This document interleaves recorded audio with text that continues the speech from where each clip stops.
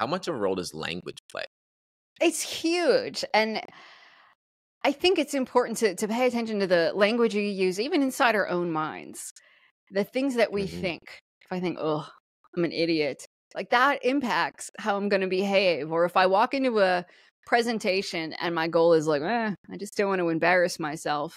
Research shows I'll perform much differently than if I walked into that presentation thinking, I'm going to knock this out of the park and do my best. It affects how we feel. It affects how we behave. And there's an experiment I do, and sometimes I'll do this on stage if I'm giving a speech, but if I have somebody come up on stage and they hold their arm out to their side, and I'll say, "Don't let me push down on your arm." And of course, you can hold your arm out and somebody can push down, and it's pretty easy to resist. And then I'll say, "Now say out loud 10 times, I'm a weak and worthless person." So they do that. I'm a weak and worthless person. We count. I say, "Now hold your arm out to the side and don't let me push down." You can push down on their arm, no problem. And then I'll say, well, now say out loud 10 times, I'm a strong and worthwhile person. So they do that. We do it again. Put your arm out and don't let me push down. And suddenly they can't push down. They can resist me pushing down again. And you think, well, what's the difference? How come like 30 seconds ago, you said a phrase 10 times and suddenly I can push you around physically? I can push your arm down. But when you say a different phrase about being strong, I can't push your arm down anymore. Like that is how powerful our words are. Even I gave them that phrase. That wasn't even necessarily something they believed, but just saying that out loud, their body believed their words. And I wish we were taught that as kids, because we were taught like, names will never hurt you. But like, that's not true. It's not even the other people calling us names. It's the words that we use inside our own heads that affect our physical abilities. It affects our performance. It affects the way that we interact with other people, right down to the exact phrase and sometimes the subtle little things we say. Another strong example of that is how we speak to little girls versus how we speak to little boys. So we know that 4-year-old little girls and 4-year-old little boys have about the same amount of confidence on average.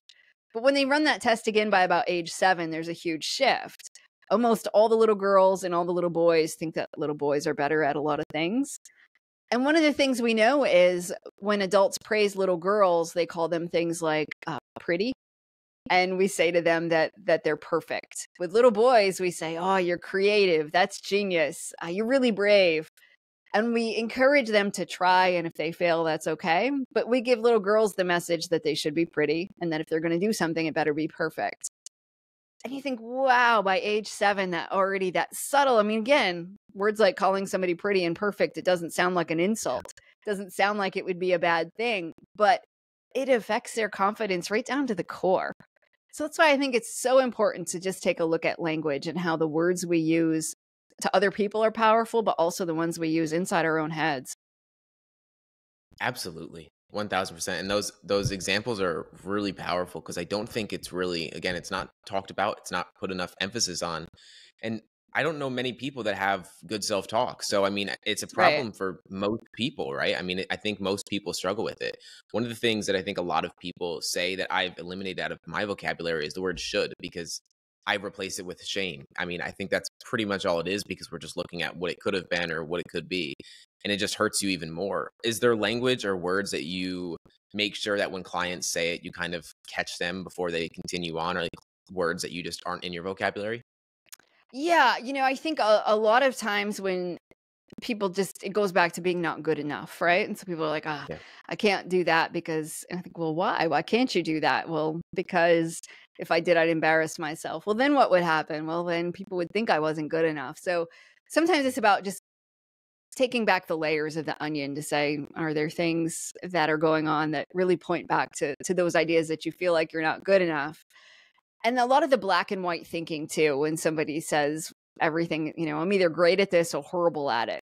So we'll dissect that, because that kind of language really contributes to those ideas too of like, what would happen if you tried and you were mediocre at it? Would that be so bad?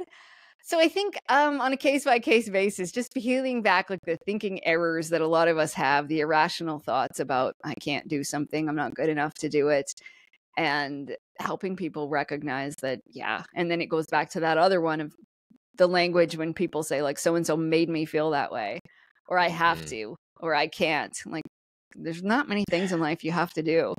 And you can Yeah. choose to do them, and there might be a consequence if you don't, but it's a choice. So I think just recognizing all of those things is really incredibly powerful.